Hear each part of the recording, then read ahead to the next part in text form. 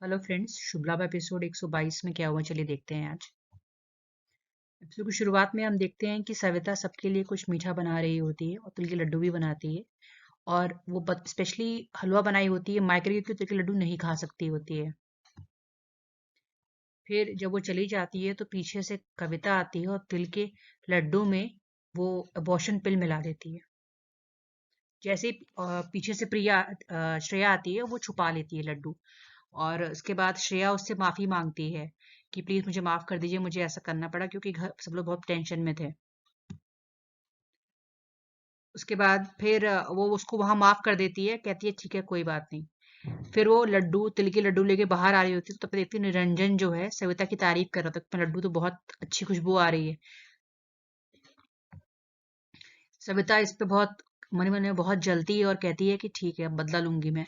उसके बाद जो निरंजन है सविता है घंटी बजती है तो वो लोग बाहर चले जाते हैं, कोई हवन का सामान आया होता है। तब तक यहाँ पे जो है ये हमारी जो कविता है कोशिश करती है माया को लड्डू खिलाने की।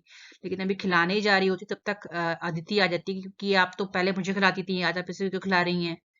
और अभी अदिति कहने वाली होती है कि खाए, तब तक वैभव आता है, लड्डू उठाता है और वहां से भाग जाता है। फिर अदिति गुस्सा होके जाने लगती है। और जब जाने लगती है तो फिर इसी पे फिर जाने लगती है। बाहर वैभव पहुंचता तो माँ की तारीफ करता है, माँ आपने लड्डू बहुत अच्छे बनाए हैं, ये सब वो सब। तो तो फिर माँ कहती है कि अच्छा लड्डू, तो फिर वो उससे पूछती है कि क्या तुमने किचन से लड्डू उठाए थे ना। तो कहता है नहीं माँ, वो जो चाची जी हैं वो खिला रही थी माया भाभी को, तो मैंने उठा लिया। इस पे वो थोड़ी सी घबरा जाती है सविता। तो फिर पीछे से श्रेया पूछती है कि क्या हुआ, तो फिर श्रेया को वो बताती हैं कि तिल के लड्डू मतलब गर्भवती औरत के लिए बहुत ही नुकसान करते हैं। श्रेया मतलब ये सुन के थोड़ा सा चौंक जाती है, फिर भागते हुए जाती है।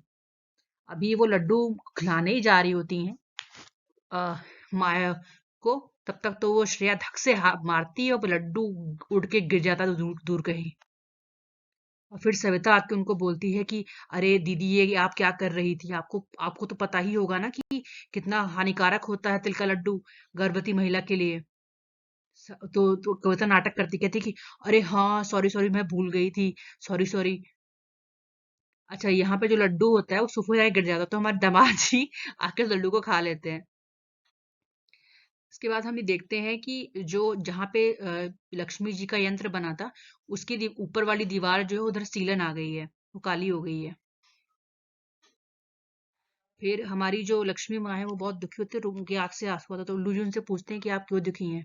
तो लक्ष्मी माँ उनसे कहती हैं कि भले ही वो कौवा उड़ गया है और जो बहुत बड़ी अनहोनी होने वाली थी वो श्रेया और सविता ने अष्टलक्ष्मी बनकर उसको टाल दिया है, लेकिन अनहोनी जब अभी खत्म नहीं हुई और जब तक हवन पूरा नहीं हो जाता तब तक वो खत्म भी नहीं होगी।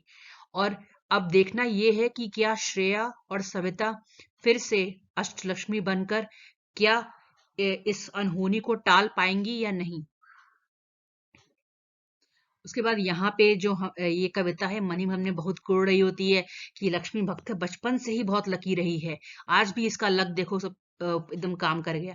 फिर अच्छा फिर वो फिर वो पूछती है अपने पति से कि ये बताइए जो अबॉर्शन पिल जिस पैकेट में आई थी वो आपने फेंक दी ना। तो पति कहता है हाँ हाँ मैंने फेंक दी। और फिर उसको एक और आइडिया सूझता है।